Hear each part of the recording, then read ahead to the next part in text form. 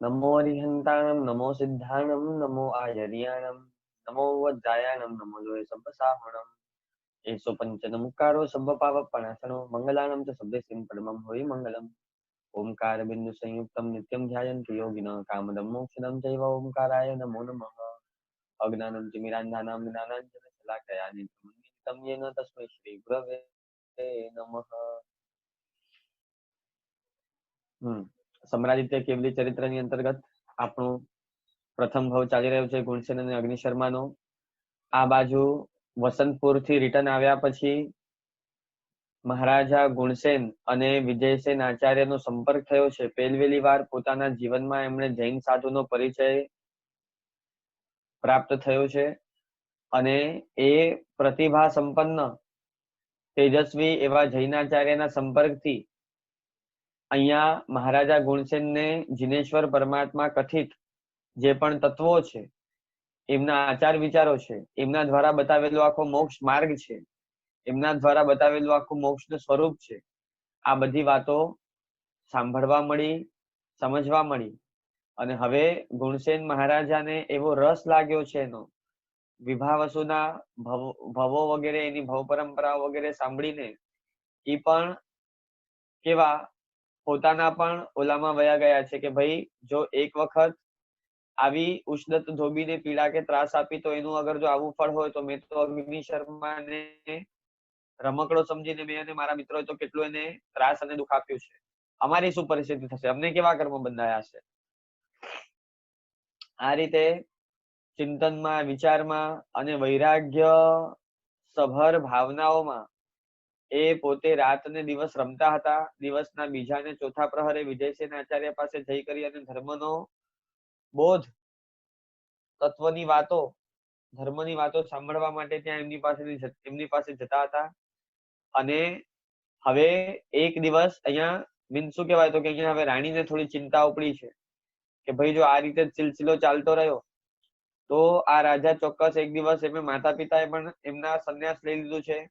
વસંતપુર ગયા ત્યારે પણ તાપસોનો અને તપસ્વીઓનો કે સંન્યાસીઓનો સંપર્ક કે પરિચય એમને ગમતો એમની ભક્તિ એમને ગમતી અને આ થોડાક ભાવુક અને શ્રદ્ધાળુ આત્મા છે વિજયસેન આચાર્ય થી તો એટલા બધા ઇમ્પ્રેસ થઈ ગયા છે કે હવે એમને છોડતા જ નથી। રોજે રોજ ચોવિયાર કરવાનું ચાલુ કર્યું છે। હવે આ આગળતા લાંબી જપ મારશે ને કહે છે કે ભાઈ મારે દીક્ષા લઈ લેવી છે તો મારે જે ગુણસેન મહારાજા ઉપર અનુરાગ છે અહીંયા વસંતસેના રાણી વિચારે છે મારે જે એમના પ્રત્યે અનુરાગ છે એ વિયોગ થશે અને સંસારમાં તો આવું બને જ છે બરાબર છે માટે એ દીક્ષા લેવા ન જાય ભલે ઘરમાં રહીને ગૃહસ્થ ધર્મમાં રહીને જેટલી કઈ પણ આરાધનાઓ કરે ચોવિયાર કરે એ બધું મને ચાલશે પણ એ બીજું કોઈ કઈ પણ દીક્ષા લેવા જેવી છે કે મને છોડીને જવાની વાત છે કે જેમાં મારો વિયોગ હોય એવી કોઈ પણ પ્રવૃત્તિ ન કરે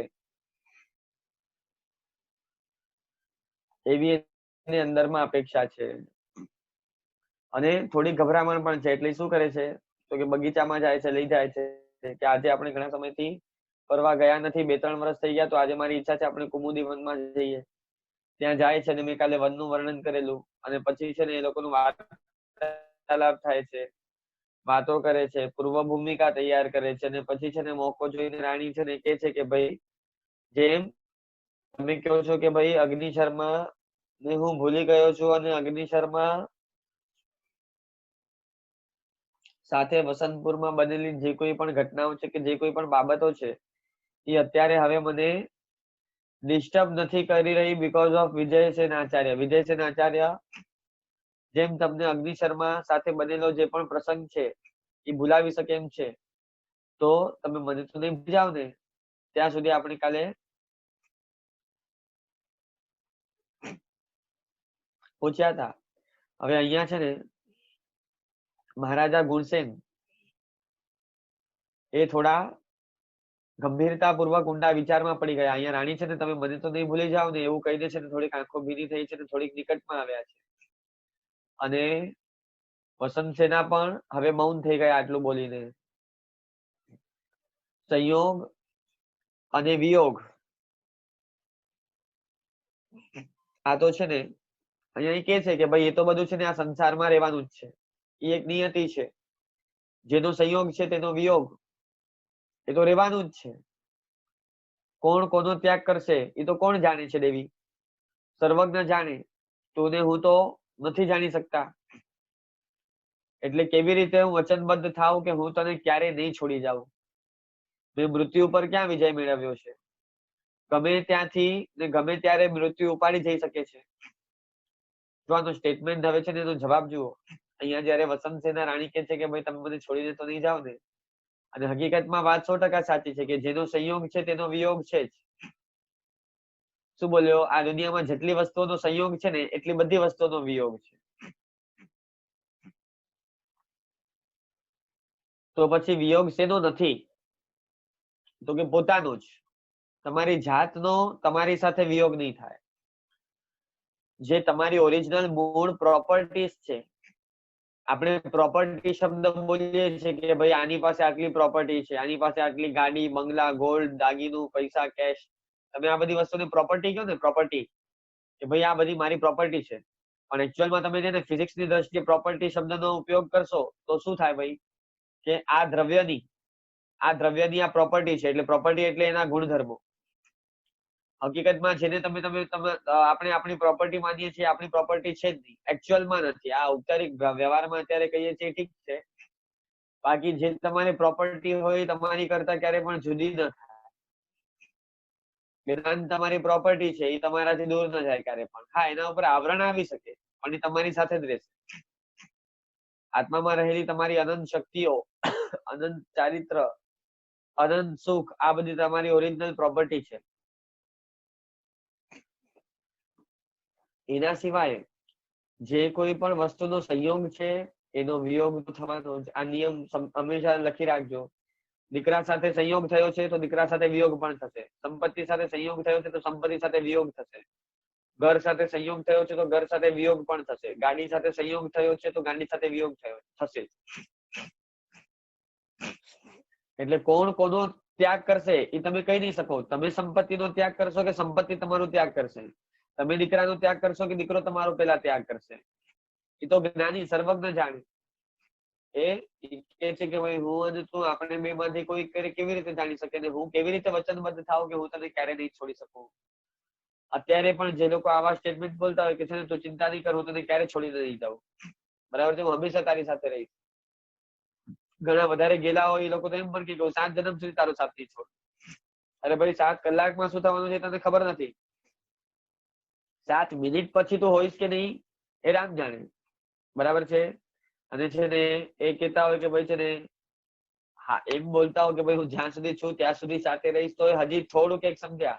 બાકી તમે જ્યાં સુધી હો ત્યાં સુધી સાથે રહેવાના કોઈ વચન આપી શકો એમ નથી. એટલા માટે કે છે કે કેવી રીતે વચનબદ્ધ થાવ કે હું તને ક્યારે નહીં છોડીને જાઉં. ક્યારે પણ મૃત્યુ મને ઉપાડી લઈ જઈ શકે છે. અને મેં કાંઈ છે ને મૃત્યુ ઉપર વિજય મેળવ્યો નથી હજી સુધી કે મને જયારે જોઈએ ત્યારે મને મૃત્યુ મળે, બરાબર છે. ગમે ત્યારે ને ગમે ત્યાંથી મૃત્યુ તો કોઈને પણ ઉપાડી જાય છે ને મને પેલા લઈ જશે કે સામેવાળાને એ પણ આપણે કહી શકતા નથી. એટલે કે છે કે મને ઉપાડી જાય કે તને ઉપાડી જાય, હું તને રોતી કકડતી છોડીને કાળનો કવલ બની જાઉં. કાળનો કવલ એટલે તમે સમજો ને, કાળ તો કોઈને પણ કોળિયું કરી જાય. કોળિયું એટલે કે બાઈટ, એક બાઈટમાં લઈ જાય એમ. આ અત્યારે શું કહેવાય કે 10 મિનિટ પહેલા તમે હતા અને 10 મિનિટ પછીનો જે કાર્ડ જે છે એ કાર્ડ એવો હોય કે એ તમને ખાઈ જાય, 10 મિનિટ પછી તમે નથી. 10 મિનિટ પહેલા હતા 10 મિનિટ પછી નથી. એવું તો બનતો હોય છે સંસારમાં. એટલે એ જ કે છે કે હું તને રોતી કકડતી છોડીને કાળનો કમલ બની જાઉં કે મને છોડીને છે ને તું મૃત્યુના મુખમાં ઢકેલાઈ જાય. આ તો કાળ જ્ઞાની જાણે. આ સંસાર છે દેવી, સંસારમાં આવું બધું બને. અને રહી વાત યાદ રાખવાની ને ભૂલવાની, કે છે કે રહી વાત તને યાદ રાખવાની કે તને ભૂલવાની, તો એ કે છે કે ભાઈ તને ભૂલવાનો પ્રશ્ન જ ઉભો થતો નથી. તું યાદ તો રહેવાની જ છે. તે મારા ઉપર એક બહુ મોટો ઉપકાર કર્યો છે, તો એ ઉપકારને કારણે તું મને યાદ તો આવશે. તો ઓલી કે છે વસંત સેના કે ખોટી વાત, મેં કોઈ જ ઉપકાર કર્યો નથી. તો ઈ કે ગુણસેન કે છે કે કર્યો છે દેવી, તે મને મારા મનને એટલું સંતુષ્ટ રાખ્યું છે, એટલો બધો પ્રેમ આપી રહી છે, કે સ્નેહ આપ્યું છે, કે લાગણીઓ આપી છે, કે મારું મન ક્યારેય પરિસ્થિતિ તરફ ગયું નથી. આજ દિવસ સુધીમાં છે ને તે મને છે ને એટલી લાગણીઓ કે એટલું સ્નેહ આપ્યું છે કે પરસ્ત્રી તરફ આંખ ઉપાડીને ક્યારે જોવાનો છે ને એ અવસર જ આવ્યો નથી, એટલે ઈચ્છા જ થઈ નથી, એટલે ગયું જ નથી મારું ચિત્ત. મનથી પણ મેં છે ને પરસ્ત્રી ગમનનો ક્યારે વિચાર કર્યો નથી, મનમાં પણ એવો વિચાર આવ્યો નથી. તે મને બહુ જ મોટા પાપથી બચાવી લીધો છે. આ શું નાનો ઉપકાર છે?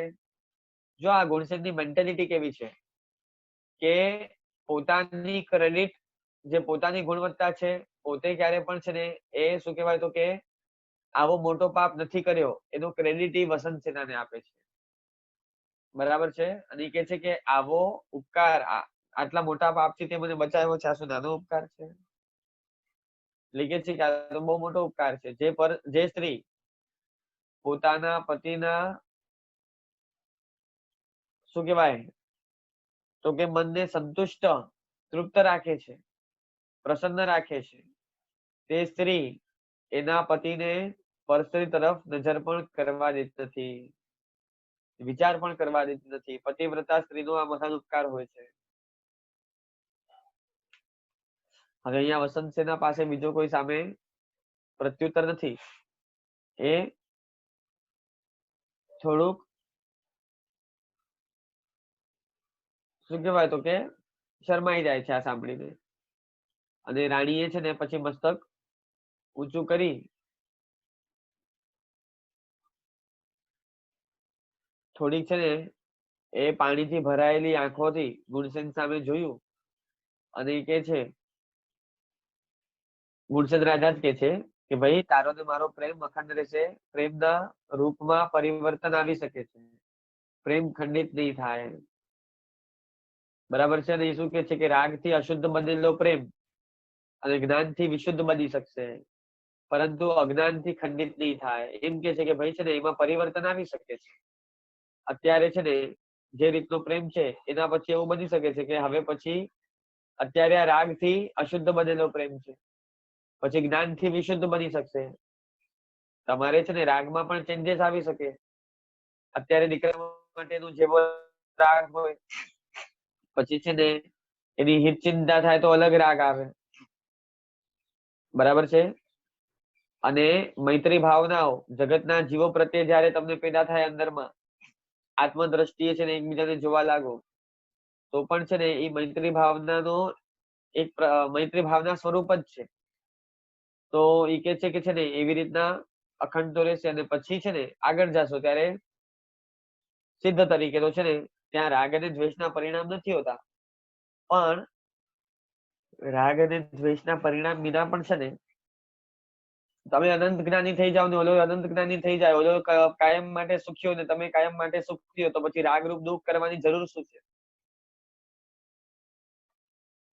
એટલે એ પ્રમાણે કે છે કે રાગથી અશુદ્ધ બનેલો પ્રેમ એ જ્ઞાનથી વિશુદ્ધ બની શકે છે, પરંતુ અજ્ઞાનથી ખંડિત નહીં થાય. એટલે કે છે કે એમાં પરિવર્તન આવી શકે છે, પણ આપણો પ્રેમ અખંડ રહેશે. એટલે અલગ અલગ નયથી આ સમજવાની વસ્તુ છે.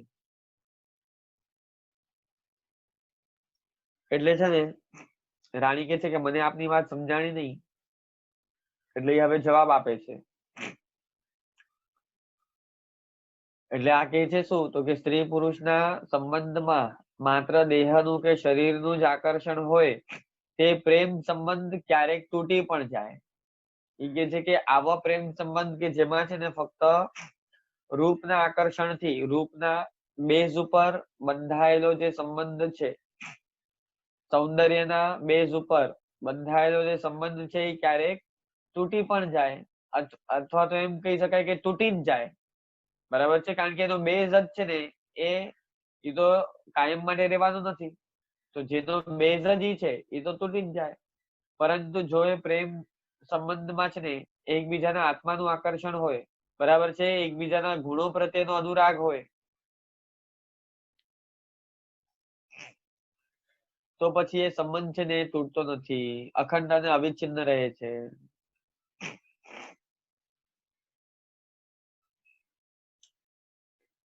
અને આત્માનું આકર્ષણ જ્ઞાનથી જ થાય છે.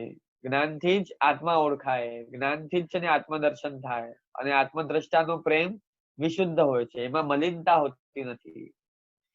એટલે હવે અહીંયા છે ને એમને આત્માને ધ્યાનમાં રાખીને છે ને સંબંધની વાત કરી છે. ભૌતિક દ્રષ્ટિએ કોઈ સંબંધની વાત નથી કરી. કારણ કે દીક્ષા લેતા પહેલા ભૌતિક સંબંધો તો બધા તોડવા જ પડે. અને જે દીક્ષા લે એ જગતના સર્વ જીવો સાથે આત્મિક સંબંધો બાંધે. ભૌતિક સંબંધો તૂટે ને આત્મિક સંબંધો બાંધે. એટલે એ જ કે છે કે ભાઈ છે ને સંબંધ તૂટશે નહીં, પણ એમાં છે ને એ પરિવર્તન આવશે, ચેન્જીસ આવશે એમ. તો આ કે છે કે શું પછી છે ને એ શારીરિક સંબંધ નથી રહેતો? તો આ રાજા કે છે કે ક્યારેક રહે પણ કે ન પણ રહે, બંને પોસિબિલિટી છે. ને રહે તો પછી છે ને આસક્તિ વિનાનો,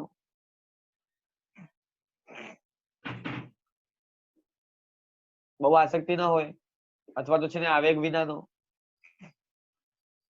અને આ કે છે કે પરંતુ એકને આસક્તિ હોય અને બીજાને ન હોય તો એ કે છે ને સંબંધને આંચ નથી આવતી. આસક્તિ અનાસક્તિ આંતરિક ગુણ દોષ છે.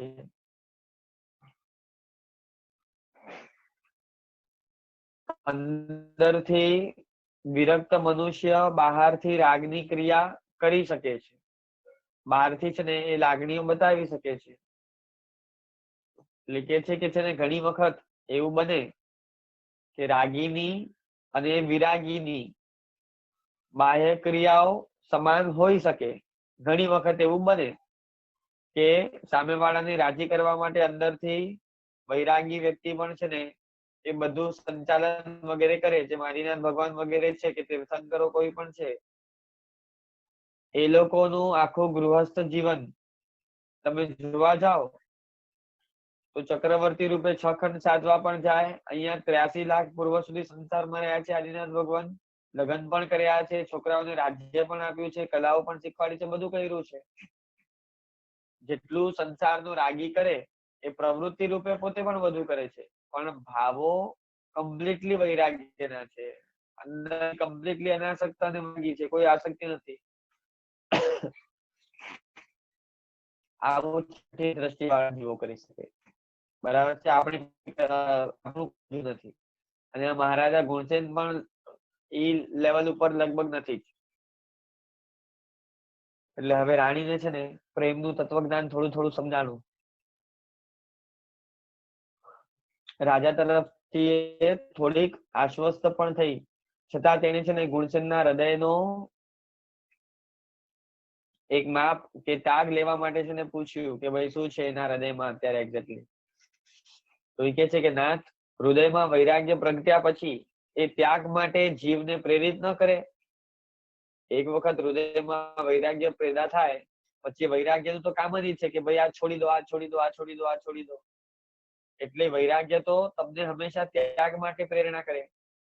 તમને કીચડથી વૈરાગ્ય આવી ગયું છે તો તમને છે ને એ કીચડનો વૈરાગ્ય તમને સતત અંદરમાં પ્રેરણા કરે છે કે કીચડથી દૂર રહેવા જેવું છે, કીચડના સંપર્કમાં જવા જેવું નથી.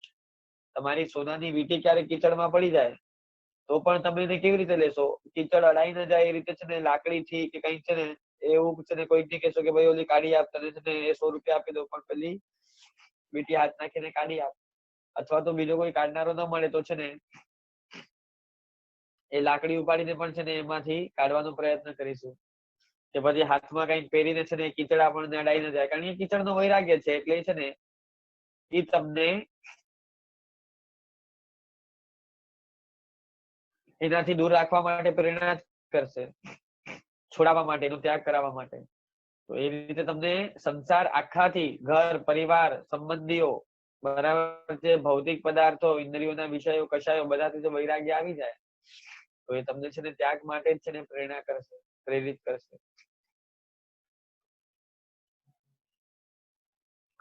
એટલે રાણી પૂછે છે કે નાથ, એક વખત હૃદયમાં વૈરાગ્ય પ્રગટ્યા પછી એ તો ત્યાગ માટે જીવને પ્રેરિત ન કરે? તો ઈ કે છે રાજા કે કરે પણ ખરા અને ન પણ કરે. આ હવે બે જે સ્ટેટમેન્ટ છે ને એ અપેક્ષા છે. જો આમ તો કરે જ, નિયમ શું છે? કરે જ. અંદરમાં વૈરાગ્ય હોય ને એ વ્યક્તિનો પુરુષાર્થ હંમેશા ત્યાગ તરફ જ હોય. પણ અહીંયા છે ને જેને નિકાચિત કર્મનો ઉદય હોય ઈ અંદરમાં ત્યાગનું આકર્ષણ હોવા છતાં પણ સંસારિક વિષયોની ઈચ્છા રાખે અને એનો ભોગવટો પણ કરે, પણ એ પછી કર્મકૃત હોય. કર્મકૃત એટલે કે નિકાચિત કર્મોના કારણે હોય. જેમ કે રાવણ છે એને વૈરાગ્ય છે, બહુ તાત્વિક વૈરાગ્ય છે, પણ તે છતાં સીતાનું આકર્ષણ રહ્યું છે. પણ at a time same time મોક્ષનું આકર્ષણ સીતા કરતા અનંત ગણું વધારે છે, બીકોઝ ઓફ તાત્વિક વૈરાગ્ય. પણ નિકાચિત કર્મના કારણે છે ને સીતાનું પણ આકર્ષણ છે. એટલે અહીંયા કે છે કે ભાઈ એ જીવને ત્યાગ કરવા માટે પ્રેરિત કરે પણ કે ન પણ કરે, તો આ એનું સ્ટેટમેન્ટ નો અર્થ એ રીતે સમજવાનું છે. બાકી સામાન્ય રીતે જોવા જઈએ તો પ્રેરિત કરે જ. હવે આ શું કે છે આગળ, કે રાગ અને વૈરાગ્ય બંને ભાવો હૃદયમાં સાથે રહે છે. રાગ ઉપર વૈરાગ્ય અનુશાસન કરતો હોય, રાગ ઉપર વૈરાગ્ય અનુશાસન કરતો હોય, એટલે કે વૈરાગ્યની તાકાત વધારે હોય છતાં રાગ એની મર્યાદામાં એનું કામ કરતો રહેતો હોય. જેને એટલે કે વૈરાગ્ય છે ને એ વૈષયિક સુખો પ્રત્યેનું જીવનું આકર્ષણ ઘટાડતો રહે છે. વૈરાગ્યનું કામ શું છે, તો જીવનું જે વૈષયિક સુખો પ્રત્યેનું આકર્ષણ છે એ ઘટાડતો રહે છે, ઘટાડે છે. અને સાથે સાથે રાગ જે છે એ નબળો પડતો જાય, પણ કોકનો સંપૂર્ણ નીકળી જાય તો એ કેવલી થાય. કોઈકનો થોડો થોડો પડ્યો હોય તો એ સાધુ કહેવાય. કોકનો બહુ જ વધારે પડ્યો હોય, બરાબર છે, નિકાચિત કર્મના ઉદયથી, તો એ સંસારી પણ હોઈ શકે. પણ સંસારીને પણ વૈરાગ્ય તો હોઈ શકે છે. ખ્યાલ આવે છે? ભરત ચક્રવર્તી છે, બાહુબલી છે, જે બધા સંસારમાં હતા, શ્રીપાલ છે, પછી આ શું નામ કીધું મેં, અભય કુમાર છે, કે ઘણા બધા એવા દ્રષ્ટાંતો લઈ શકાય કે જે સમ્યક દ્રષ્ટિ છે. રાવણ છે, આ રામ છે, આ બધા જે સમ્યક દ્રષ્ટિ છે, પાંડવો છે, બરાબર છે, આ બધા છે ને વૈરાગી છે. વૈષયિક સુખો પ્રત્યેનું એમનું આકર્ષણ ઘટતું જાય છે, પણ નિકાચિત કર્મોને કારણે સંસારમાં રહે છે અને વૈષયિક સુખોના ઉપભોગ કરે પણ છે, પણ આસક્તિનું પ્રમાણ આ વૈરાગ્ય ઘટાડતો રહે. વૈરાગ્યનું કામ શું, તો કે આસક્તિનું પ્રમાણ ઘટાડતો રહે, ઘટાડતો ઘટાડતો ઘટાડતો જયારે હવે નિકાચિત કર્મનો ભોગવટો પૂરો થઈ જાય ત્યારે આસક્તિ ફૂલ તૂટી જાય ને પછી એ લોકો દીક્ષા લઈ લે. એટલે એ કે છે કે જયારે વૈરાગ્ય તીવ્ર બને છે અને ચારિત્રમોની કર્મો પણ તૂટે સાથે, ત્યારે એ સુખોનો, ભૌતિક સુખોનો સર્વથા ત્યાગ કરવા જીવને પ્રેરે છે. વૈરાગ્યનું કામ શું, તો કે હવે જીવને પ્રેરણા કરે છે કે ભાઈ સર્વથા હવે આ ભૌતિક સુખોનો ને પાપોનો ત્યાગ કરી દે, પ્રેરે છે અંદરથી. અને ત્યારે પ્રેરણા સાથે સાથે જો શક્તિ પણ હોય, જો આત્માનું વીર્ય પણ ઉલ્લસિત થઈ જાય, તો ત્યાગ કરીને એ સંન્યાસ ગ્રહણ કરી લે.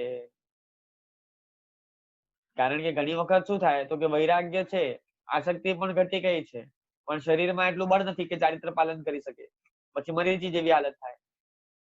તો કે એક કઈ ખોટી નથી, મરીચી જેવી હાલત થાય, એ પણ અનુમોદનીય જ છે, બરાબર છે. અનુમોદનીય શબ્દ વાપર્યું છે, મેં બહુ મોટું શબ્દ વાપરી નાખ્યું છે. એને જે ઉચ્ચસૂત્ર પ્રરૂપણા કરી છે એ અનુમોદનીય નથી, બાકી એના જીવનમાં કોઈ દોષ ગોતી શકાય એમ નથી. એટલે એ કે છે કે ભાઈ છે ને કોકની શક્તિ ના હોય તો વાત અલગ છે, બાકી વૈરાગ્ય તો હંમેશા તમને પ્રેરણા કરશે જ. તો જો વીર્ય પણ ઉલ્લસિત થઈ જાય તો એ ત્યાગ કરીને સંન્યાસ ગ્રહણ કરી લે. જયારે વૈરાગ્ય તીવ્ર બને, સુખનો સર્વથા ત્યાગ કરવાની અંદરમાં ઈચ્છાઓ પ્રગટે કે હવે પાપોનો સંપૂર્ણપણે ત્યાગ કરવો, ત્યારે પણ સાથે જો વીર્ય એટલે કે વીર્યાંતરાય કર્મ વગેરેનો ક્ષયોપશમ હોય. અંતરાય કર્મ તમને કદાચ ખ્યાલ હશે, એટલે કે મોહનીય કર્મ સાથે સાથે અંતરાય કર્મ પણ તૂટે, વીર્યાંતરાય કર્મો આદિ તૂટે, તો એ વીર્યને ફોરવી, સત્વને ફોરવી સંન્યાસ ગ્રહણ કરી લે, સંસારનો ત્યાગ કરીને. હવે રાજા રાણી લતા મંડપમાંથી બહાર નીકળ્યા, ધીરે ધીરે ચાલતા છે ને ઉદ્યાનના દ્વાર પાસે આવ્યા. રથ ઉભો હતો, સારથીએ અશ્વોને પંપાળ્યા, રાજા રાણી રથમાં બેઠા. અને રથ નગર તરફ દોડવા લાગ્યો. અને એની પાછળ જે કોઈ પણ એમની સિક્યોરિટી હતી, ઘોડે સવારો સશસ્ત્ર બધા, એ પણ સાથે દોડવા લાગ્યા. ગુણસેને કહ્યું કે દેવી, આજે તો આપણે વધુ સમય તત્વ ચર્ચામાં જ પસાર કર્યો નહીં? તો એ કે છે રાણી પણ કે ભાઈ તત્વ ચર્ચામાં આજે મને સર્વપ્રથમ આનંદનો અનુભવ થયો. એટલે એ કે છે કે બહુ સારું થયું તમે તત્વ ચર્ચામાં કે બહુ સારું થયું તમને તત્વ ચર્ચામાં આનંદ થાય, તે મારા માટે લાભકારી જ છે. તો રાણી પૂછે છે કે ભાઈ કેવી રીતે, તમારા માટે કેવી રીતે લાભકારી? તો કે છે કે કારણ કે આચાર્ય દેવ પાસેથી આવ્યા પછી તેઓની પાસે જે સાંભળ્યું હશે તેની વાતો તમારી સાથે હું મુક્ત મનથી કરી શકીશ. હું એમની પાસે જઈને જે કોઈ પણ તત્વ સાંભળી આવીશ, તત્વ સમજી આવીશ. તમને પણ અગર જો એ તત્વ ચર્ચામાં આનંદ થતું હોય તો હું એ બધું તમારી સાથે ડિસ્કશન કરી શકીશ, બરાબર છે, તમને સમજાવી શકીશ, કે તમારી સાથે શેર કરી શકીશ. અને બીજો લાભ એ થશે કે અર્થ વિનાની વાતોમાં સમય બગડશે નહીં. નકામી વાતો અત્યારે છોકરાઓમાં બહુ ચાલતી હોય છે, સાવ નકામા સમાચાર, એટલી નકામી ચર્ચાઓ છે ને. અને એમાં ઘણા લોકો તો ભેગા થાય એટલે ક્રિકેટરો, આની બોલિંગ કેવી છે, આની બેટિંગ કેવી છે, બરાબર છે, આ એ છે ને ક્યારે કઈ મેચમાં શું કરેલું ને કઈ મેચમાં કેવી રીતે કરેલું. ખોટી અર્થકથાઓ, બરાબર છે. પછી કામ કથાઓ કે છે ને પેલા પિક્ચરમાં છે ને આ બહુ સારું લાગતો હતો, આનું રોલ આવું હતું, આના કપડા આવા હતા, આનું ડ્રેસ આવું હતું, બરાબર છે. કાં તો બોલીવુડના હીરો હિરોઈન ને લેશે ને પછી કહેશે કે ભાઈ છે ને આ સુશાંત સિંહ નું એને આમ કર્યું, આની સાથે આમ હતું, પછી હમણાં ઓલા ચક્રવર્તી ઉપર કેસ ઠોકાયો છે. અને કાંઈ ને કાંઈ છે ને વિષયો ચાલતા હોય અને છે ને ગપ્પા ગોષ્ઠી ચાલતી હોય. અને પછી વળી પાછા કહે છે કે અરે एक्चुअल में क्या हुआ था मालूम है क्या, ये हुआ था वो हुआ था. જાણે છે ને સુશાંત સિંહે બધું એને કઈ રાખેલું, એનો ખાસ દોસ્તાર હોય ને એ રીતના બધી જ એ શું કહેવાતું કે ચર્ચાઓ ચાલતી હોય ને એમાં કલાકોના કલાકો છે ને ગલીના નાકા ઉપર ઉભા હોય 5 છોકરાઓ અને એમાં ચાલતી હોય વાતો. તારી કંપનીમાં શું થયું, અમારી કંપનીમાં આ થયું, તારા શેઠે શું કર્યું, અમારા શેઠે આ કર્યું, બરાબર છે. આવી નકામી વાતોમાં છે ને એ 4 દોસ્તાઓના ટોળા ભેગા થાય અને બેનો પણ એવી હોય કે પછી હસબન્ડ વાઈફ પણ બીજું કઈ ના આવડતું હોય તો પછી આવું જ બધું કરે. એટલે આ કે છે કે ભાઈ કે તત્વ ચર્ચામાં તમને આનંદ થયો તો એ મારા માટે બહુ લાભકારી છે. તો આ રાણી પૂછે છે કે ભાઈ એમાં એ કેવી રીતે? તો એ કે છે કે ભાઈ છે ને આચાર્ય દેવ પાસેથી આવ્યા પછી તેમની બધી વાતો જે હું સાંભળી છે તમારી સાથે શેર કરી શકીશ. અને એમાં મારું પણ રિવિઝન થશે, મારું પણ સ્વાધ્યાય થશે. અને બીજો લાભ એ થશે કે ભાઈ છે ને અર્થ વિનાની જે નકામી વાતો છે એમાં સમય બગડશે નહીં, બરાબર છે. હવે રાણી થોડુંક અલગ રીતે હવે પૂછે છે. એ કહે છે કે એટલે હવે મારે બીજી ઘર સંસારની કે આપણા પરિવારની વાતો નહીં કરવાની તમારી સાથે? તો ઓલા રાજા કે છે કરવાની દેવી, પરંતુ કામની વાતો, આવશ્યક વાતો. અને તમે જે વાતો કરશો એ મને ગમશે જ, તમારા હૃદયની વાતો મને કરવાની, એમાં કોઈ વાંધો નથી, બરાબર છે. હવે રથ રાજમહેલના દ્વારે આવીને ઉભો રહી ગયો. રાત્રિનો સમય હતો એટલે દીપકોથી છે ને રાજમહેલ આખો જગમગી રહ્યો છે. રથમાંથી ઉતરી રાજા રાણીએ છે ને મહેલમાં પ્રવેશ કર્યો અને પછી એ લોકોનું નિત્યક્રમ જે કોઈ પણ પતાવીને સુઈ ગયા હશે. હવે દિન પ્રતિદિન મહારાજા ગુણસેનનો આચાર્ય શ્રી વિજયસેન સાથે પરિચય પ્રગાઢ થતો ચાલ્યો. સતત એક પ્રહર સુધી તત્વ ચર્ચા ચાલતી હતી. આચાર્ય દેવ પણ છે ને રાજાને ક્યારેક આત્મજ્ઞાનમાં કે અધ્યાત્મની કે યોગની વાતોમાં છે ને એ સુંદર એવું આનંદનું પાન કરાવતા, તો ક્યારેક છે ને કર્મ વિજ્ઞાનની આંટીઘૂંટી સમજાવતા, કર્મવાદ સમજાવતા, જૈન ધર્મનો કેવો છે. ક્યારેક અધોલોકમાં આવેલી 7 નરકોની રચના, એમાં એમના આયુષ્ય કેટલા હોય, એમની અવગાહના કેટલી હોય, એનું સ્વરૂપ કેવું છે, કેવા કેવા પાપોનું ફળ નરકમાં મળે, એ બધું સમજાવતા. તો ક્યારેક ઉર્ધ્વલોકમાં દેવલોકો કેટલા છે, અનુત્તર અને નવગ્રહ કેવા છે, કલ્પોપોપન્ન અને આ શું કહેવાતું કે કલ્પાતીત જે કહીએ છીએ આપણે, તો એ પછી ભવનપતિ પરમાધામી, તો કે દેવોની વાતો, એમની દેવલોકની પણ છે ને એ ત્યાં કેવા સુખો હોય એની પણ માનસ યાત્રા કરાવતા. ક્યારેક અસંખ્ય દ્વીપ સમુદ્રોનું એ કલ્પના ચિત્ર બતાવતા કે ભાઈ આ અત્યારે મહાવિદ્ય ક્ષેત્ર છે, આ જંબુ દ્વીપ છે, પણ આ રીતે આની પાછળ લવણ સમુદ્ર છે, પછી ધાતકીખંડ છે, પછી કાલુનદી સમુદ્ર છે, પછી પુષ્કરાવર દ્વીપ છે, એને માનુષોત્તર પર્વત દ્વારા એના 2 ભાગ થયા છે, પછી આગળ હજી બીજા સમુદ્ર છે, બરાબર છે, પછી નંદીશ્વર દ્વીપના જિનાલયોનું વર્ણન કરતા. અને આ રીતે તીર્થાલોકની અંદર અસંખ્ય દ્વીપ ને અસંખ્ય સમુદ્ર છે. ક્યારેક સિદ્ધશિલા ઉપર રહેલા અનંત સિદ્ધ ભગવંતો એમનું સ્વરૂપ સમજાવતા કે ભાઈ આ રીતે બધા દેવલોકથી ઉપર 45 લાખ યોજનની અને સંપૂર્ણ સ્ફટિકમાંથી બનેલી સિદ્ધશિલા છે. આ આખું લોક સ્વરૂપ છે, ત્યાં સિદ્ધ ભગવંતો બિરાજમાન છે. ક્યારેક સિદ્ધશિલા ઉપર રહેલા સિદ્ધ ભગવંતોનું સ્વરૂપ સમજાવતા, તો ક્યારેક તીર્થંકરોના સમવસરણની વિસ્તૃત જાણકારી આપતા કે જીનેશ્વરોને કેવલ જ્ઞાન થઈ ગયા પછી એમનું જીવન આવું હોય. સૌથી પહેલા તો ભૂતકાળનું કેવલ જ્ઞાન થઈ ગયા પછી આ રીતે દેવતાઓ સમવસરણ રચે, આ સમવસરણનું સ્વરૂપ આવું હોય, બરાબર છે. એ બધું એને સમજાવતા, એની વિસ્તૃત જાણકારી આપતા. ઓછામાં ઓછા 1 કરોડ દેવતાઓ સેવામાં હાજર હોય, પછી 34 અતિશયો એમના કેવા હોય એ બધું સમજાવતા. ક્યારેક તેઓ જિનકલ્પી મુનિવરોની વીરતા ભરી વાતો પણ કરતા, તો ક્યારેક સ્થવિરકલ્પી મુનિવરોની દિનચર્યાનું આહલાદક વર્ણન કરતા.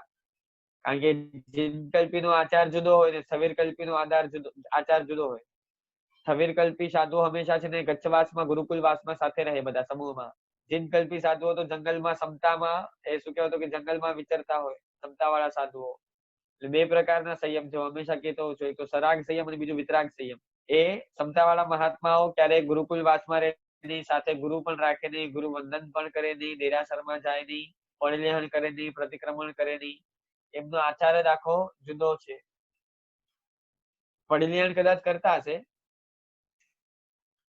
પછી ડિપેન્ડ કે એમનો કેવો કઈ રીતના, કારણ કે સમતામાં રહેલાઓના પણ છે ને ઘણા બધા આચાર છે.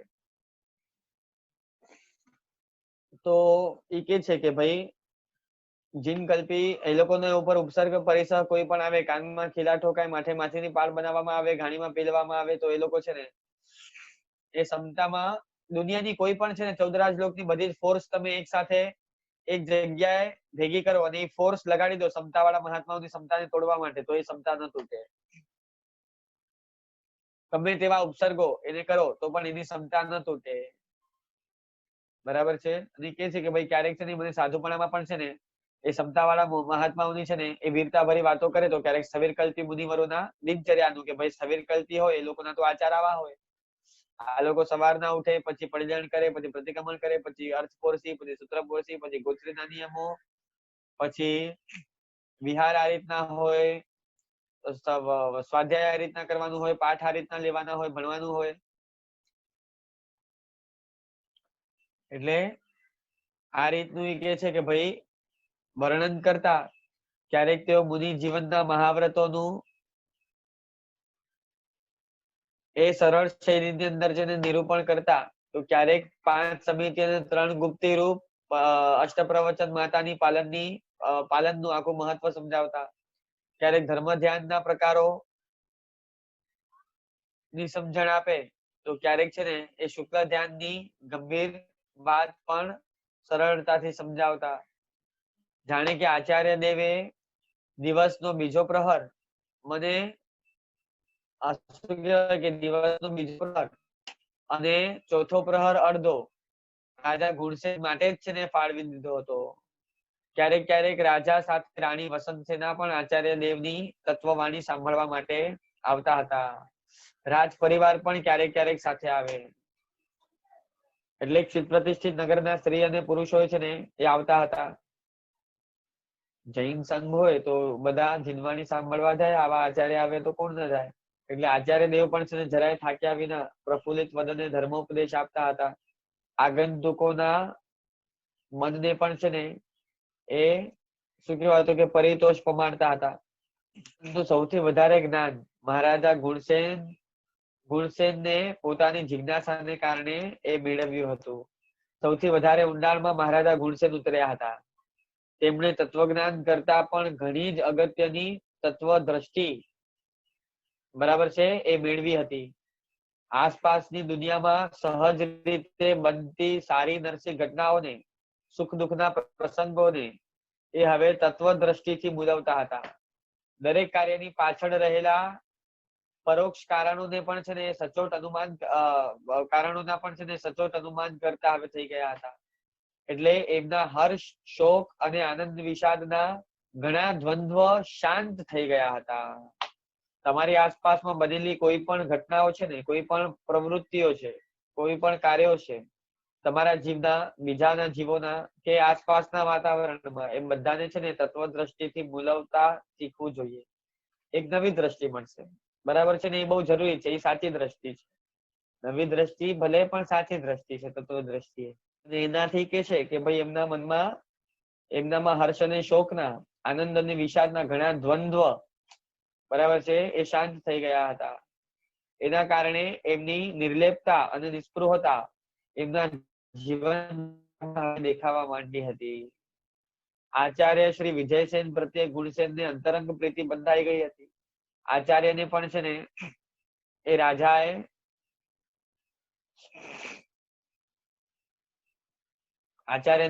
પોતાના છે ને હૃદયના સિંહાસન ઉપર છે ને ગુરુપદ ઉપર હવે આરૂઢ કરી દીધા હતા કે ભાઈ હવે આજ મારા ગુરુ. એને છે ને મંત્રીમંડળની સમક્ષ આચાર્ય દેવની પ્રશંસા કરતા આ ગુણસેન મહારાજા એકદમ હર્ષ વિભોર થઈ જતા. રાણી વસંતસેનાની આગળ પણ છે ને આચાર્ય દેવની એક એક વિશેષતાનું ખૂબીથી વર્ણન કરતા અને તૃપ્ત નતા થતા. એક દિવસ હવે ગુણસેને આચાર્ય દેવને વંદના કરી અને પ્રાર્થના કરી કે ભગવાન, મારી આગ્રહપૂર્ણ પ્રાર્થના છે કે આપ અહીં વધુ સમય સ્થિરતા કરો. અને સ્થિરતા કરવા માટે પ્રાર્થના તો કરી શકીએ, આજ્ઞા ન કરી શકીએ. આપણે વિનંતી તો કરી શકીએ ને કે સાહેબ હજી અહીંયા રોકાઈ જાઓ. પણ જો અહીંયા જે રીતે ગુણસેને હવે અહીંયા આચાર્ય વિજયસેનને ગુરુપદ ઉપર આરૂઢ કર્યા અને ગુરુ તરીકે સ્વીકાર્યા.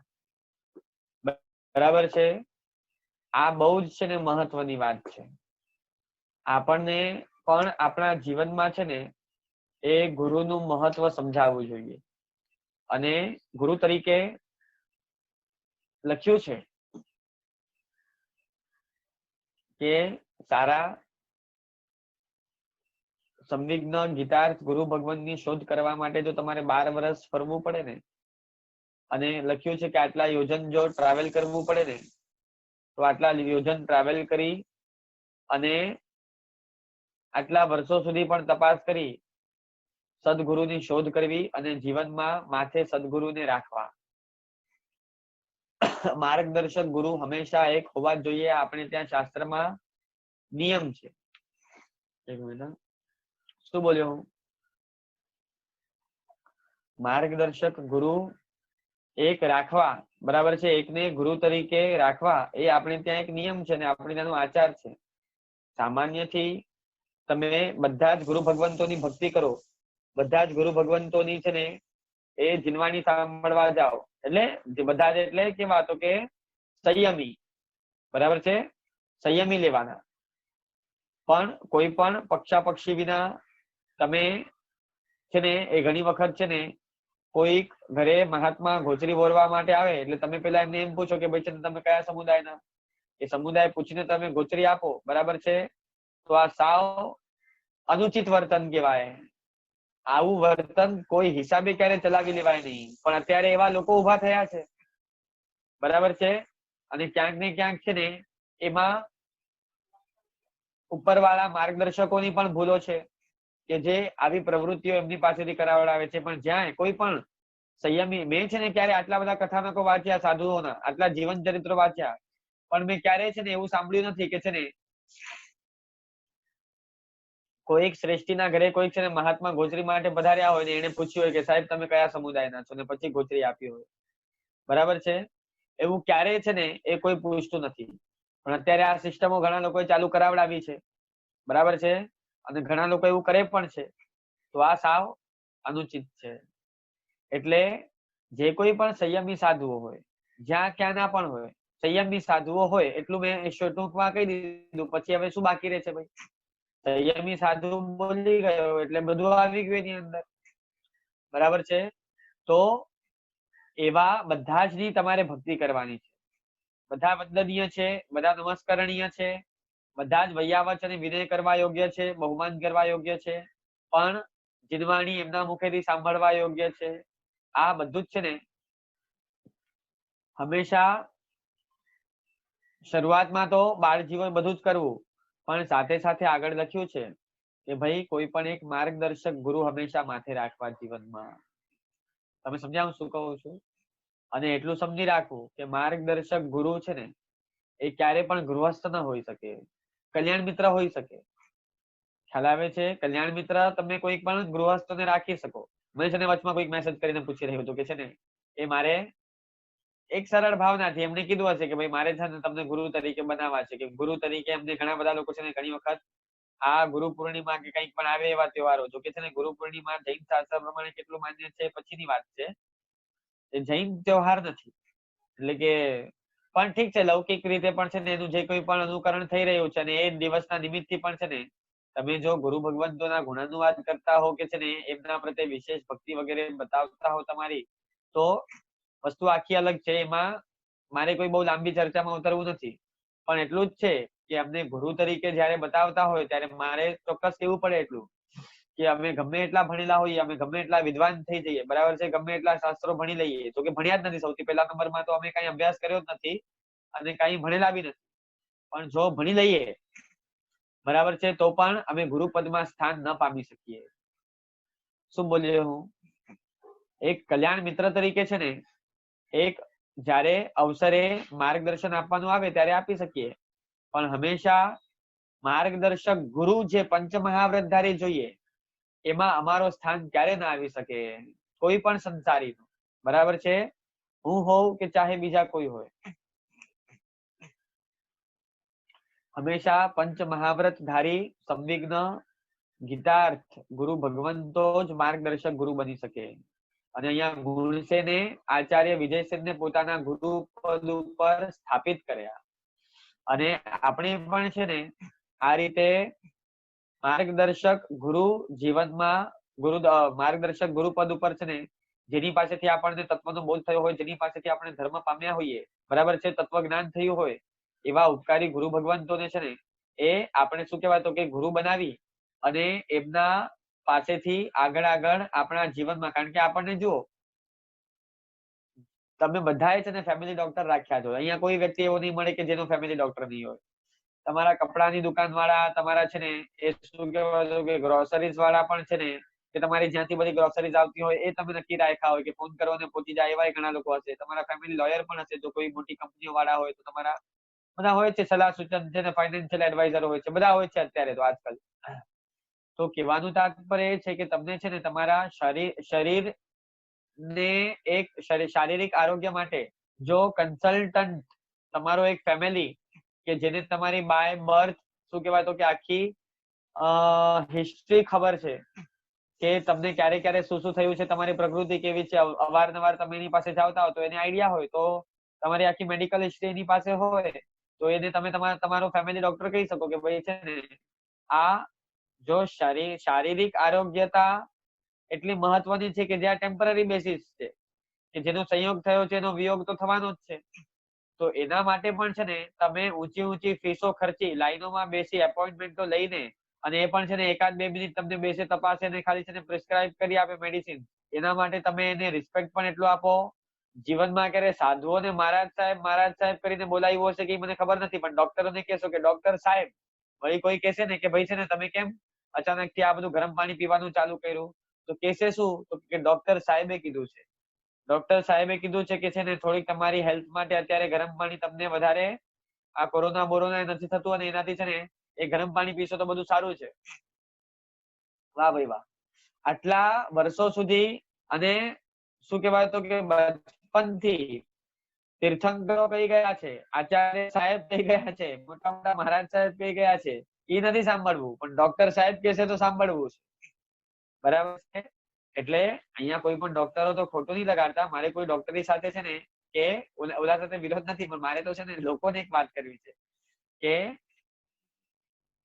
જેઓ આરોગ્યની શારીરિક આરોગ્ય, જે શરીર પોતે ટેમ્પરરી પીરિયડ માટે છે, એનું આરોગ્ય જો એટલું મહત્વનું હોય તો આત્માનું આરોગ્ય, ભવ આરોગ્ય, આપણે બોલીએ છીએ ને લોકેશમાં બોલીએ છીએ કે આરોગ્ય, હા, જે લોકેશ ઉત્તમા સિદ્ધા આરોગ્ય બોહિલાભમ, આરોગ્ય બોહિલાભમ આપણે બોલીએ છીએ ને, તો આરોગ્યની પ્રાપ્તિ થાવ તો કયા આરોગ્યની? તમે દેરાસરમાં જયારે લોકેશ બોલો છો ત્યારે શારીરિક આરોગ્યની માંગણી કરો છો, ત્યારે કયા આરોગ્યની માંગણીની વાત છે ત્યાં? એમાં આજ ભવ આરોગ્ય. ભવ આરોગ્ય એટલે કે આત્માને રોગ કોને? જેમ શરીરમાં તાવ આવે તો તમે એમ કહો કે ભાઈ વાયરલ ઇન્ફેક્શન છે, કે શરીરમાં રોગ પેદા થયો છે તાવ આવે એટલે, કારણ કે નોર્મલ ટેમ્પરેચર ના હોય અને ટેમ્પરેચર વધી જાય બહુ, તો એમ કેવું પડે કે ભાઈ શરીરમાં વિકૃતિ આવી છે, શરીરમાં વિકૃતિ આવી છે, બરાબર છે? જેમ 3 દોષ છે ને, કફ, પિત્ત અને વાયુ, એ અગર જો સમતોલ માત્રામાં ન હોય, બેલેન્સ ન હોય અને વધી જાય, કોઈને કફ વધી જાય, કોઈને પિત્ત વધી જાય, તો એમ કેવું પડે કે ભાઈ શરીરમાં દોષ વધી ગયા છે. તો આ બધું શારીરિક દોષો છે, શારીરિક બીમારીઓ છે, શારીરિક રોગો છે. તો આત્મિક રોગ શું છે? તો આત્મામાં જયારે ક્રોધ પ્રવેશી જાય તો એ એક વાયરસ છે. આત્મામાં જયારે લોભ પ્રવેશી જાય, ઈર્ષા પ્રવેશી જાય, બરાબર છે, માયા પ્રવેશી જાય, પછી એ શું કહેવાય તો કે અશાંતિ પ્રવેશી જાય, અધીરતા પ્રવેશી જાય, અગંભીરતા પ્રવેશી જાય, ચંચલતા પ્રવેશી જાય, આ બધા આસક્તિઓ છે, ઇન્દ્રિયના વિષયો પ્રવેશી જાય, રાગ દ્વેષના પરિણામો પ્રવેશી જાય. તો આ બધા વાયરસ છે. આ બધું આત્માનું તાવ છે જોવા જઈએ તો. આત્માનું આરોગ્ય તમને મહત્વનું લાગે છે કે જે ફોર એવર છે, ટેમ્પરરી બેસિસ ઉપર મળેલું શરીર જો એટલું ઇમ્પોર્ટન્ટ લાગતું હોય આપણને, એને સાચવવું, તો જે ફોર એવર એવો આત્મા છે, એ આત્માનું આરોગ્ય આપણને કેમ મહત્વનું લાગતું નથી? અને જો મહત્વનું લાગતું હોય, આત્મિક આરોગ્ય પણ જો મહત્વનું લાગતું હોય, તીર્થંકરો પાસે તો માંગીએ છીએ કે આરોગ્ય બોહિલાભમ, પણ આની ચિકિત્સા માટે શું? હવે જયારે તમને છે ને એ તાવ ઘૂસી જાય છે અંદર, તો ડોક્ટરો પાસેથી ચેક કરાવી લો છો કે ભાઈ છે ને ટાઇફોઇડ છે, મલેરિયા છે, કે ડેન્ગ્યુ છે, કે શું છે, નોર્મલ વાયરલ ઇન્ફેક્શન છે, શું છે, અને એના પછી એન્ટીબાયોટિક્સ લઈને કે છે ને એન્ટીડોટ લઈને તમે સાજા બી થાવ છો.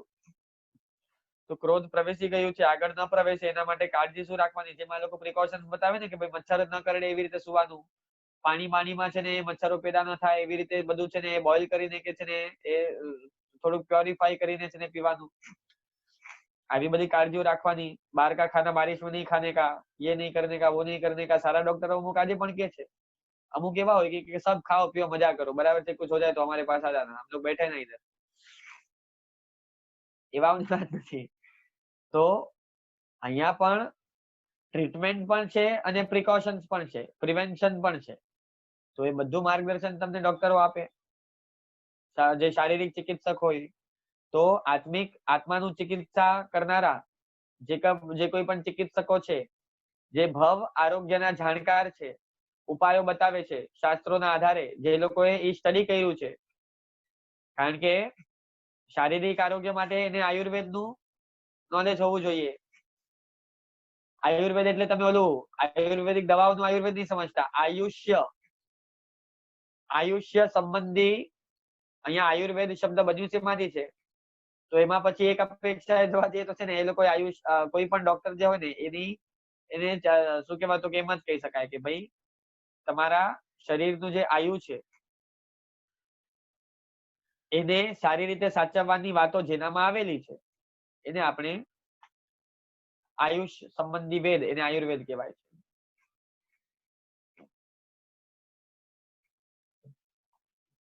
તો મારી વાત એટલી જ હતી કે જે એવા આત્માના ચિકિત્સકો છે એમનું કન્સલ્ટન્ટ શું કહેવાય તો કે એમને કન્સલ્ટ કરવું, એમની પાસેથી માર્ગદર્શન લેવું અને કોઈ એકને નિયુક્ત કરવું, બરાબર છે, માર્ગદર્શક ગુરુ તરીકે, એ આપણને જીવનમાં જરૂરી લાગે છે કે નહીં? મારે ખાલી એટલું પૂછવું છે. એ આપણને જરૂરી લાગે છે? અને ન લાગતું હોય તો લાગવું જોઈએ. અને હું વળી પાછું કહું છું કે ગુરુમાં તો પંચ પરમેષ્ઠી જ આવશે, આચાર્ય ઉપાધ્યાય ને સાધુ જ આવશે. અમારા જેવા ગૃહસ્થો કલ્યાણ મિત્ર બની શકે, બરાબર છે, પણ અમે ક્યારે પણ ગુરુ ના બની શકીએ.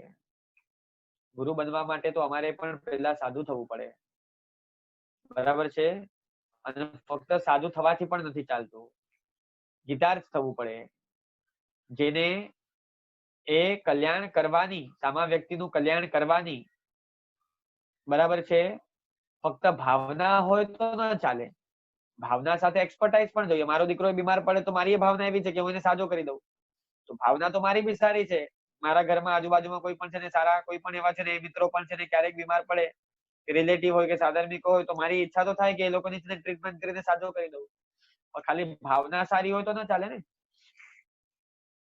મારી મેડિકલ ફિલ્ડમાં એક્સપર્ટાઇઝ પણ જોઈએ, મેડિકલ ફિલ્ડનું નોલેજ પણ જોઈએ, તો જઈને હું કરી શકું. તો એ રીતે છે ને એ ગીતાર્થતા કમ્પલસરી છે. જેને અહિતકારી અને હિતકારી ભાવોનું જ્ઞાન જ નથી, એ તમને કેવી રીતે છે ને ટ્રેક પર લાવી શકશે કે તમારામાં કયા અહિતકારી ભાવો છે અને એને છોડવાના કઈ રીતે, એના કોઝેસ શું છે, બરાબર છે, શું શેનાથી એ છૂટશે, એ બાબતોમાં છે ને જે એક્સપર્ટ હોય એ જ તમને સલાહ આપી શકે.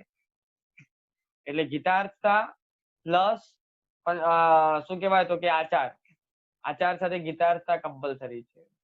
ગુરુ અને બીજા પણ લક્ષણો કયા છે આપણી શાસ્ત્રમાં એ ભણવાના. એટલે અહીંયા હવે મહારાજા ગુણસેને વિજયસેન આચાર્યને પોતાના ગુરુ તરીકે ડિક્લેર કર્યા. અચ્છા, હવે અહીંયા છે ને ભાવિકભાઈ તમારો પ્રશ્ન છે ને અત્યારે આ સ્ટોરી થી રિલેટેડ બહુ નથી, એટલે હું એને સ્કીપ કરું છું. આજે તમે 3 મહાવ્રતની વાત કરી છે, એ આપણને માન્ય નથી અને આપણે એમને સાધુ તરીકે સ્વીકારવા તૈયાર નથી, બરાબર છે. જે વ્હીકલ્સ વગેરેની તમે વાત કરી છે ને એને આપણે સાધુ તરીકે સ્વીકારવા તૈયાર નથી. એમને કરણ કરાવવાની અનુમતિ 3નું પાપ લાગે છે, બરાબર છે, એકે પચકાણ ના આવ્યા. અને મહાવ્રત નો સ્વરૂપ જ તમે વિચારશો ને તો એ તમારે મહાવ્રતોને પહેલા તો સમજવા પડશે અને ભણવા પડશે. મહાવ્રતો કેવા હોય, મહાવ્રતનું સ્વરૂપ કેવું છે. ચલો આગળ જઈએ આપણે. આ ગુરુપદ ઉપર સ્થાપિત કરી અને કહે છે કે ભગવાન મારી આગ્રહપૂર્વક પ્રાર્થના છે કે આપ અહીં વધુ સમય સ્થિરતા કરો. પરંતુ આચાર્ય દેવે રાજાની પ્રાર્થના સ્વીકારી ન હતી. તેઓ કોઈ પણ ગામનગરમાં ચાતુર્માસ સિવાય 1 મહિનાથી વધુ સમય રહેતા ન હતા. માસકલ્પના હિસાબે અને આપણે ત્યાં છે ને સાધુઓનો આચાર જ છે કે ભાઈ છે ને હવે બહુ મજા આવે છે અહીંયા તો અશોકદત્ત શ્રેષ્ઠીનું અશોકવન આટલું મસ્ત છે, બ્યુટીફુલ છે, અને આપણે તો બહુ મોટો જેકપોટ હાથમાં લાગી ગયો છે, બરાબર છે. સાચું કહો, આજે કોઈ છે ને એ મહાત્માને છે ને એ મોદી કે અમિત શાહ છે ને કોઈનો ભગત થઈ જાય તો કેવું લાગે, હવે આપણી ઓળખાણ તો અહીંયા સુધી પહોંચી ગઈ છે. પણ અહીંયા મહાત્મા કહેવાની સ્કૂલ છે, જુઓ તમે ખાલી કે અહીંયા તો આ અશોકવન બહુ સરસ છે, અશોકદત્ત શ્રેષ્ઠી બહુ સાર સંભાળ રાખી છે, ઉપર ત્યાં ક્ષેત્ર પ્રતિષ્ઠિત નગરનો રાજા આપણો ફેન થઈ ગયો છે અને આપણો ફોલોઅર થઈ ગયો છે. એટલે હવે અહીંયા થોડોક છે ને એ 2-4 મહિના વધારે રોકાઈ જઈએ તો કેવું નહીં. એ કે છે કે ભાઈ છે ને અમારો આચાર તો છે ને લાભાલાભ જોઈને ક્યારેક કોઈ કરે તો વસ્તુ જુદી છે, પણ એ લાભાલાભ જોઈને કરવું પડે ને લાભાલાભ હોવું જોઈએ સામે, બરાબર છે. એટલે એ કે છે કે ભાઈ કોઈ પણ ગામ કે નગરમાં ચાતુર્માસ સિવાય છે ને 1 મહિનાથી વધુ સમય અમે રહેતા નથી. આ અમારો આચાર છે સાધુઓનો. સામાન્ય સંયોગોમાં અમે આ રીતે 1 મહિનાથી વધારે, ને એ જ સાધુઆચાર પરફેક્ટ છે. નહીં તો પછી છે ને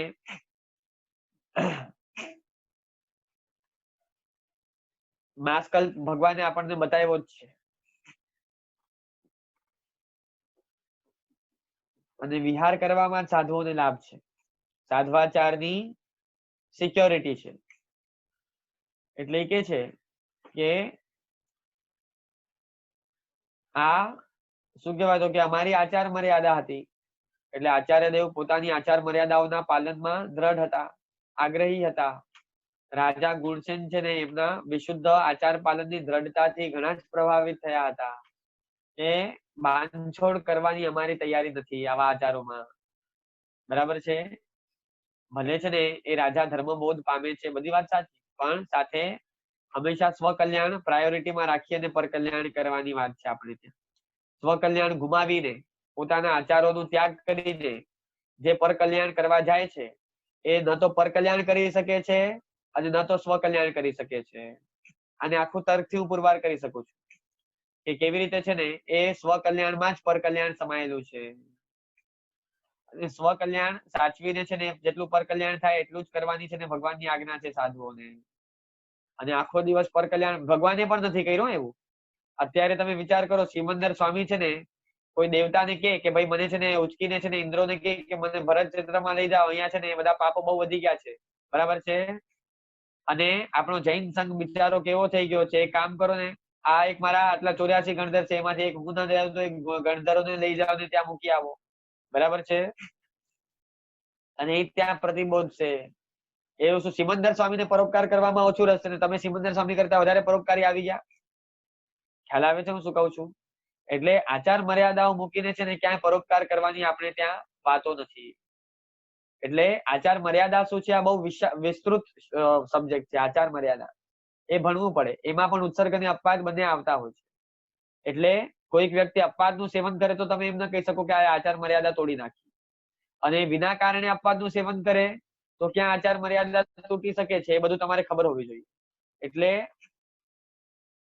આચાર મર્યાદા જે છે એ તો તમે ભણો તો તમને ખ્યાલ આવે. એટલે આ ગુણસેનને ઇમ્પ્રેસ કરી ગઈ કે આચાર્ય કેવા છે તો કે આચાર મર્યાદાઓના પાલનમાં દ્રઢ છે, આગ્રહી છે અને કોઈ બાંધછોડ કરવા રેડી નતા. એટલે એમનું વિશુદ્ધ આચાર પાલન અને એની દ્રઢતા, આચાર પાલનમાં દ્રઢતા, એનાથી ઘણા પ્રભાવિત થયા હતા. અને મુનિ જીવનનું જેવું તેઓ વર્ણન કરતા હતા તેવું તેઓ પાલન કરતા હતા. આ બહુ મોટી વાત છે જે આપણને ઇમ્પ્રેસ કરી શકે. કોઈ સાધુ જો છે ને ધર્મનો ઉપદેશ આપે પણ પોતાના જીવનમાં ધર્મ ન હોય, જેમ તો એ કેવો તો કે જોક જેવું લાગે. કોઈ પોતે છે ને એ અહિંસાનો ઉપદેશ આપે અને પોતે જ હિંસા કરતો હોય, કોઈ અસત્યનો ઉપદેશ આપે એટલે કે અસત્ય બોલવું ન જોઈએ એવો ઉપદેશ આપે ને પોતે જૂઠું બોલતો હોય, કોઈ ચોરી ન કરવાનો ઉપદેશ આપે ને પોતે જ ચોર હોય, બરાબર છે. ચોર જ છે ને તમને વ્યાખ્યાન આપે કે ભાઈ ચોરી કરવા જેવું નથી તો લોકો હશે ભાઈ શું બોલે છે આ, બરાબર છે. એ લોકોને જોક લાગશે. ખ્યાલ આવે છે હું શું કહું છું? બહુ મોટો પરિગ્રહધારી, બરાબર છે, અબજોની સંપત્તિનો સ્વામી અને છે ને લોકોને પરિગ્રહ રાખવા છે, બરાબર છે. પરિગ્રહ એક કામ છે તો લોકો હસવાના જ છે, કોમેડી જ લાગશે. એટલે એ શું કે છે રાજા એમના એક તો રાજા પ્રભાવિત થયા છે. એમાં એક કારણ એ છે કે મુનિ જીવનનું જેવું વર્ણન પેલા કરતા આચાર્ય ભગવાન કે મુનિ જીવન આવું હોય, અમારા ભગવાને આવું કહ્યું છે, એ ખાલી બોલતા નતા પણ એવા આચારો અને એમનું જીવન પોતાનું છે ને એવું જ હતું. જેવા આચારોનું એ વર્ણન કરતા એવા આચારોનું પોતે પાલન પણ કરતા હતા. માત્ર આચાર્ય જ નહીં પણ આચાર્યોનો પૂરો શિષ્યવૃંદ, એમના સહવર્તી મુનિ ભગવંતો એ પણ છે ને એવા જ નિસ્પૃહી, કંચન કામિનીના ત્યાગી, સરળ, ક્ષમાશીલ, સંતોષી અને આચાર સંપન્ન વ્રત નિયમોનું પાલન કરનારા હતા બધા. એટલે 1 મહિનાના 30 દિવસો નો પસાર થતા તો કેટલી વાર લાગે? એમાંય સુખના અને આનંદના દિવસો તો જલ્દીથી પસાર થઈ જતા હોય છે. જ્ઞાન અને ધ્યાનમાં સમય એ શું કહેવાય કે નદીના પ્રવાહની જેમ છે ને શીઘ્ર વહી જતો હોય છે. એટલે માસકલ્પ પૂરો થયો. આચાર્ય દેવે મુનિ વૃંદ સાથે વિહાર કર્યો. ચિત્ત પ્રતિષ્ઠિત નગરના રાજાએ અને પ્રજાએ એમને ભાવભરી વિદાય આપી. રાજા અને પ્રજાના મન હવે ગુરુના વિરહની વેદનાથી એ વ્યાકુળ થયા કે ભાઈ છે ને આવા ગુરુ ભગવંતો નો સમાગમ કેટલો આનંદદાયી હતો. હવે આ જતા રહેશે આપણી વચ્ચેથી, હવે આપણને તત્વની વાતો કોણ સંભળાવશે? સંસારનું વાસ્તવિક સ્વરૂપ, બરાબર છે, વાસ્તવિકતાનું અવલોકન કરવું એવી દ્રષ્ટિ, તત્વ દ્રષ્ટિ એ કોણ આપશે નવી નવી આપણને? એટલે રાજાએ પુનઃ ચિત્ત પ્રતિષ્ઠિત પધારવા પ્રાર્થના કરી. 1 યોજન સુધી વિદાય યાત્રા ચાલ્યા કે બધા સાથે સાથે છે ને, આપણે તો કેવું છે તો કે આપણું કામ પતી જાય પછી તો કોઈ પૂછા કરવા જતું નથી ઉપાશ્રયમાં કે ભાઈ સાહેબ છે કે નથી, બરાબર છે. અરે ફોન કરીને ઘણી વખત તો સાધુઓને બોલાવવા પડે કે ભાઈ અમારી સાથે વિહારમાં કોઈ આવી શકશે? એ વ્હીલચેર ચલાવવા કે છે ને એ ડોલી માટે કોઈ સાથે ભાઈઓ આવશે, કોઈ વ્યવસ્થા થઈ શકશે એવી પરિસ્થિતિ છે. બાકી અહીંયા તો 1 યોજન સુધી છે ને એ વિદાય યાત્રા ચાલી આખી 12 કિલોમીટર સુધી અંદાજે એ બધા સાથે ગયા છે એમને જ્યાં એમનો નેક્સ્ટ પડાવ હતો ત્યાં સુધી ઉતારવા માટે. એટલે રોતી આંખે અને વેદના ભર્યા હૈયે રાજા અને નગરજનો બધા પાછા વળ્યા ત્યાંથી. નગર પણ આખું ગમગીન હતું. બરાબર છે. રાજા રાજ પરિવાર સાથે મહેલમાં પધાર્યા. પ્રજાજનો એમના ઘરમાં મુશળધાર વરસાદ પછી જેમ છે ને આકાશ અને ધરતી મૌન રાખે છે ને, તમે જસ્ટ એક એ સીન ની કલ્પના કરો કે મુશળધાર વરસાદ પછી છે ને આકાશ અને ધરતી કેવું મૌન ધારણ કરે છે, એવું જ અહીંયા નગર લાગે છે અને એવા જ નગરજનો લાગે છે. બરાબર છે. એક તરફ મૌન છે, સ્વચ્છ છે અને ભાવનાઓથી ભીના ભીના છે. એટલે આચાર્ય ચાલ્યા ગયા હતા, પરંતુ એમના પરમાણુઓ, એમની વાણી, એમની જે પોઝિટિવ વાઇબ્સ પોતાના મૂકી ગયા હતા. એમને પોતાની પાસે રહેલી એક જ્ઞાન દ્રષ્ટિ ને તત્વ દ્રષ્ટિ જે ઉપદેશના માધ્યમથી નગરના લોકોમાં અને રાજામાં નાખી ગયા હતા. બરાબર છે. એ વાણી વાતાવરણમાં ગુંજતી હતી, લોકોના હૈયામાં રમતી હતી. તેઓની દેહાકૃતિ લોક હૃદયમાં જીવંત હતી. એમના આચારોનો પ્રભાવ લોક હૃદયમાં અસર કરી ગયો હતો. કે કેવું એમનું સુંદર આચાર હતું, કેવું નિષ્પાપ જીવન જીવતા હતા. એમના સાધુઓ પણ કેવા સંયમી, કેવા શું કહેવાય તો કે ગોચરીના એમના આચારો પણ કેવા. બરાબર છે. મારા ઘરે ગોચરી માટે આવ્યા હતા તો મને યાદ આવે છે કે આવી રીતના છે ને એવું વર્તન હતું. ત્યારે આંખ ઊંચું કરીને છે ને વિદ્યાર્થીઓ સામે જોતા નતા. એટલે એમના આચારો જે 1 મહિના સુધી સતત લોકોએ જે જોયા છે ને, હવે એ આચારો લોકોના હૃદયમાં રમી રહ્યા છે. કે એમનું રૂપ, એમની સુંદર વાતો, એમના આચારો, આ બધું જ ઓવરઓલ આખું છે ને કેવી રીતે એ લોકો સ્વાધ્યાય કરતા. બરાબર છે. અને બધાનું બેકગ્રાઉન્ડ જોવા જઈએ તો સુખી સંપન્ન, કોઈ શેઠિયાના દીકરા હતા, કોઈ રાજાઓના દીકરા હતા. આ રીતે પણ હોવા છતાં એ વૈરાગ્યથી વાસિત થઈ અને બધાએ દીક્ષા લીધી અને કેવું સુંદર પાલન કરી રહ્યા હતા. બરાબર છે.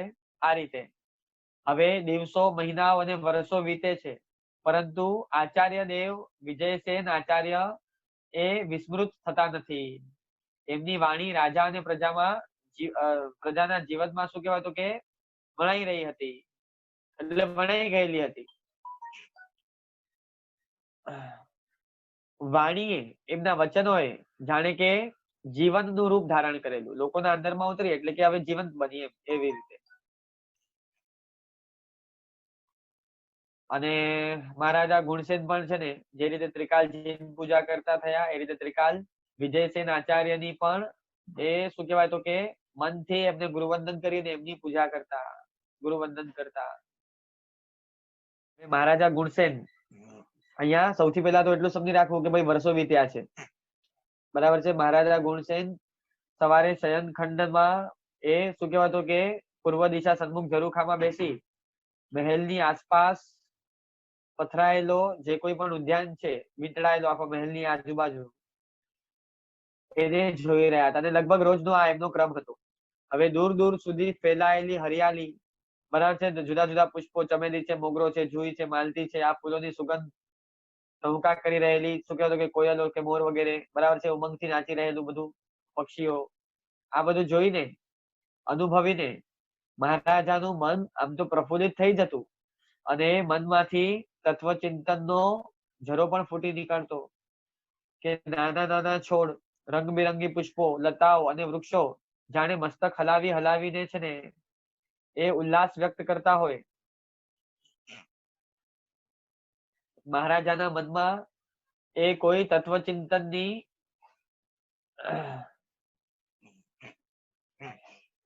કલીઓ જાણે કે ખીલી જતી હતી અને એમનું અંતર આખું એ તત્વચિંતનથી સુવાસિત થઈ જતું હતું. જુઓ, તત્વદ્રષ્ટિ આવ્યા પછી છે ને તમને પણ આ બધું ખ્યાલ આવવું જોઈએ. અમને તો હવે છે ને ભલે આ મહારાજા ગુણસેન જેટલી કે અથવા તો ભાવથી જે સમ્યક દ્રષ્ટિ હોય એના જેવી તત્વદ્રષ્ટિ હજી કદાચ અમને નહીં આવી હોય, પણ તે છતાં એટલું તો ચોક્કસ કહી શકાય કે હવે છે ને પ્રસંગોને જોવાની એ દ્રષ્ટિ બદલાઈ છે. દુનિયાને જોવાની પણ દ્રષ્ટિ બદલાઈ છે. હરવા ફરવા જઈએ અને સામાન્ય લોકો જે રીતે છે ને એ દ્રશ્યો જોતા હોય છે એ રીતે હવે અમે નથી જોતા. હવે એક આદત પડી ગઈ છે કે ભાઈ આ જગ્યા છે ને ગુણસેન હોત તો કેવી રીતે જોત, મહારાજા ગુણસેન કેવી રીતે જોતા હતા, વિજયસેન આચાર્ય કેવી રીતે જોતા હતા, પેલા 4 મુનિ ભગવંતો હતા એ કેવી રીતે જોતા હતા. તો અને એ ખોટું હતું કે આ ખોટું છે? હકીકતમાં તત્વદ્રષ્ટિ કઈ છે? આ જ છે. એટલે આખા તમારું વિઝન આખું બદલાઈ જશે. વિઝન બદલાવવું બહુ જરૂરી છે.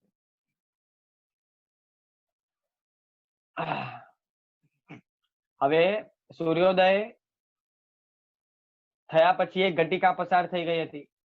રાજમાર્ગ પર લોકોની અવર જવર પણ ચાલુ થઈ ગઈ હતી. ત્યાં એક દ્રશ્ય મન અને નયનને ઉદાસીથી ભરી દેનારું દ્રશ્ય, બરાબર છે, રાજાએ ક્યારે પણ નહીં જોયેલું દ્રશ્ય અચાનક દ્રષ્ટિપથમાં આવ્યું.